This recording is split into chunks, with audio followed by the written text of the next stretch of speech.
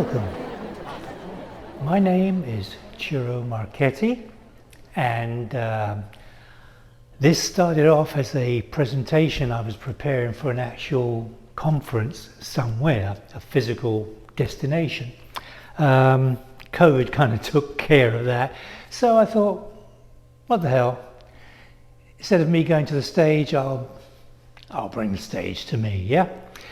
Okay, so the idea here is I'd like to have a conversational style interaction where I will be discussing my personal opinions with a strong emphasis on opinions with the experience I've had in the tarot community and the whole process of creating decks over the last more or less 18 years.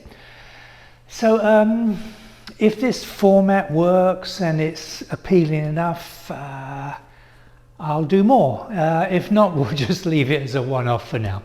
Anyway, it's not live. Obviously, I have recorded this with the advantage being that then I can kind of attempt to answer as many any questions that appear on the feed.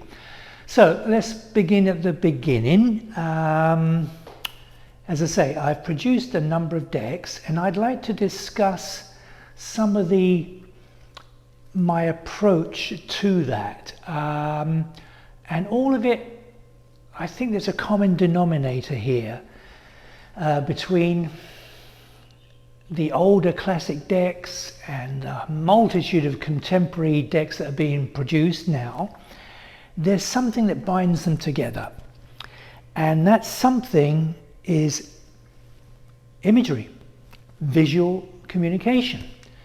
In the historical context, that's been part and parcel of how humans have communicated with each other, whether simply as a decorative cave wall painting or to provide instructions, information about themselves, reporting danger, where one might find food. And so this gradual process evolved to become more complex and more elaborate. The message arguably extending beyond immediacy of need, let's say, to one of communicating more complex ideas, such as religion, belief systems in general, political ideology, right through to more contemporary times where imagery is a fundamental process of branding and advertising. Yeah, so that's an important kind of reference point, because I have always been quite open to the fact that I do not consider myself a tarot reader. Yes, I read. No, I don't read for other people. I simply do not feel confident enough to do that. So one might argue, one might question is, what is my rationale? What is my legitimacy? What is my justification for producing a tool that I myself do not use? You know, I think it's a legitimate question, and quite frankly, one that I don't have a good answer for, other than I hope it doesn't disqualify me. Over these last 18, 20 years, I believe my decks have sold reasonably well. I'm certainly happy with the results, and I hope so are those who have bought them. And so, at the very least, I think they have proven to be a justifiable contribution to the entire genre, yeah? But how legitimate are they? You know, how truthful are they? Then it gets a bit more nebulous. I am a great admirer of imagery from the past, and certainly in the case of tarot, yes. But I also question it very often, certainly at the beginning, I would reference a card's imagery. I would read in a book what that card was allegedly meant to symbolize, to mean. I looked at the cards again. I read again various options, and often those options were not consistent. But even if they were, I quite often did not see what those books were telling me was there. I didn't get it. I didn't see it. Now, admittedly, that may be a limitation on my part, but equally, even though I'm not an expert in the academics of tarot, I do have some professional experience in the overall concept of communicating ideas through a visual means. In the past, I have had the privilege to list amongst my clients some pretty top corporate names, from Nabisco, British Airways, Bank this or Bank that, or you name it. They all, once again, whilst they offered a diverse range of products and services, they also had the same common denominator. Why would they come to me, who clearly was not an expert in their given field of their product or their services? What could I possibly contribute that they couldn't? Well, arguably what I could contribute was any given ability, in aesthetic sense, but also I provided fresh eyes. More often than not, clients are too inner looking. They because of their intimacy with their own products and services, they have drifted too far away from how they are perceived by the general public. They are aware of that at least. And so very often my ignorance or my innocence or lack of specifics of their products and services, that fresh look allowed me to get a clean, more distant perspective from which to start working. That is the same approach, the same methodology that I have applied to my designs of tarot cards.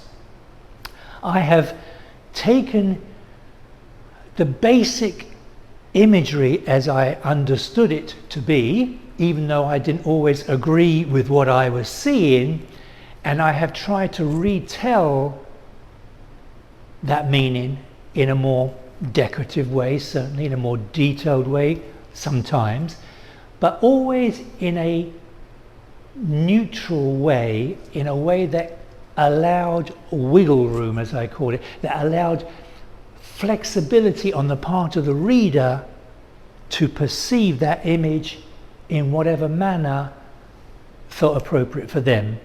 And that, I assume, would vary from one reading to another, depending on the querent's question and of the adjacent cards that accompanied any given card within the spread. So the permutations are infinite. That almost certainly is the inherent power of tarot, plus the human factor of response to that image. I was hoping that any lack of academic gravitas, as it might be described in my imagery in terms of absolute faithfulness to its origins, nevertheless provided an emotional response that readers could feed on and would hopefully embellish the whole experience, not just for themselves, but for their querents. So, let's go back a minute. So, symbolism, visual communication, as I mentioned earlier, from original cave drawings through to hieroglyphics, astrological glyphs and imagery, to contemporary branding. It's essentially to tell a more complex story in the briefest manner possible. Sometimes an imagery is so intrinsically clear that that is it, possibly a human form could serve that function. But more often than not, and certainly the more complex the message became, it more was the need for an initial explanation, an initial process of educating the audience as to what this image would represent. Be that, I repeat, a political message, a religious one, you name it. Once that educational process was in progress, then it became one of retelling, re-emphasizing until it became understood and then easily recognizable via its imagery alone. No further explanation was necessary. And so, and there was visual tricks that assisted that process. For example, in the case of, say, Egyptian hieroglyphics, it wasn't a coincidence that very often animals, birds, and human forms were depicted in the profile. A human figure isn't as clear in this form, straight on, as it is in this form, So very often the perspective of a profile was widely used because literally the shape was more immediately recognizable. And very often they mixed and matched. So for example, they would show legs from the side, arms from the side, but a torso from the front. And so they mixed and matched the best perceived view and blended them all together in these rather stylistic manners, So very often it requires, as I say, this initial educational system, and then after that, it's easy. Take, for example, Coca-Cola. An ubiquitous use of a stylized form of writing the name Coca-Cola, reinforced as often as possible by color, white on red, becomes so recognizable that ultimately whatever language that we might not even be able to read and probably can't read, it still almost immediately says Coca-Cola. That is not because the logo is particularly clever. It's just because they have spent time and money to achieve that objective of brand recognition. Take Nike. The iconic graphic swoosh, which according to the original graphic designer that created it, was a simplified, condensed representation of the winged foot of the goddess, the Greek goddess Nike, god of victory. So yeah, okay, there's a conceptual consideration there, fine. But one has to argue, one has to question, how many people, how many budding athletes, professional or amateur, wearing branded Nike clothing are aware of that interesting historical origin? And if they are, or if they are not aware, does it matter? And that question, does it matter, is, I think, a poignant one to ask when one applies all this rationale to Taro. Because whilst academically one can discuss and consider the historical, philosophical, whatever, rationale for the imagery that's included in tarot decks, does it bring into question the validity of a reading by a reader who might not be fully aware of those historical nuances? How important is that?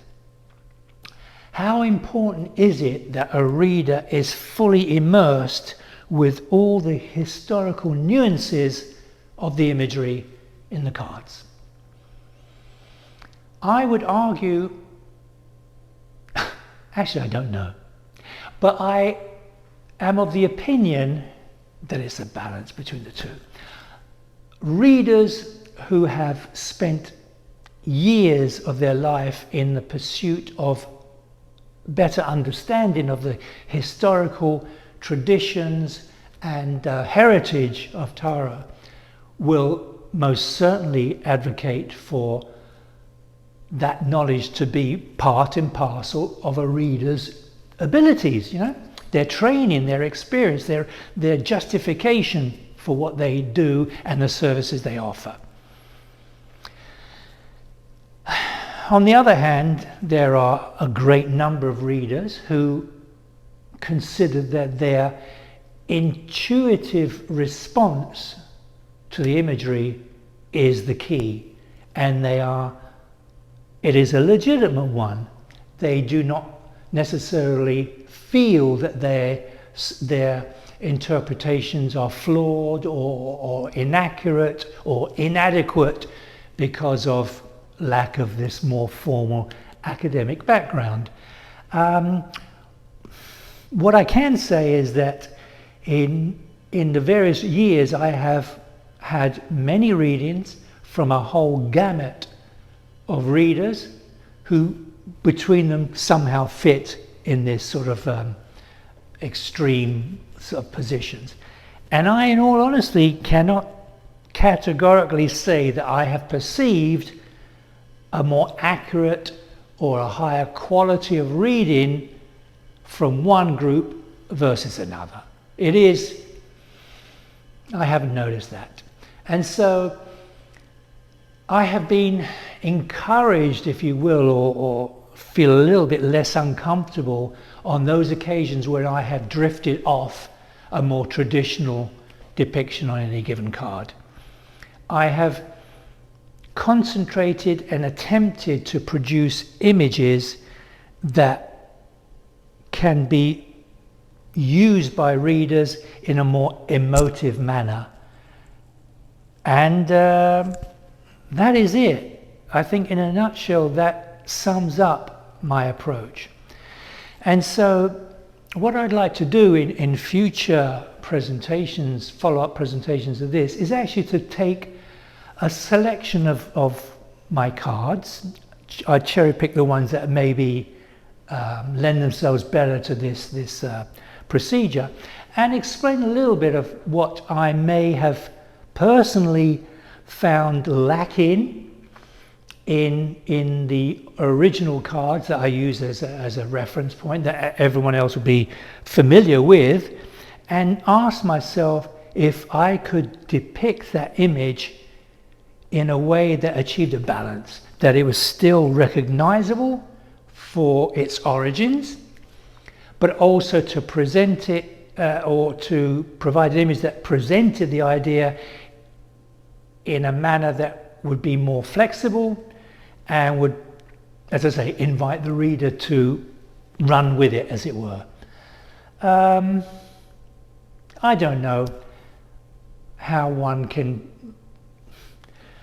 establish how successful, how correct, how flawed that process and that way of thinking is, but at the very least I'd like to share with you some of the ideas that go behind some of the cards that many of you are now familiar with, and hey, I hope it's interesting. So please join me in the future. I mean, I would appreciate any feedback and opinions and suggestions as to what future episodes of this kind of presentation might contain, and I'll certainly take that into consideration. So Thank you for joining me today, and I hope to see you again.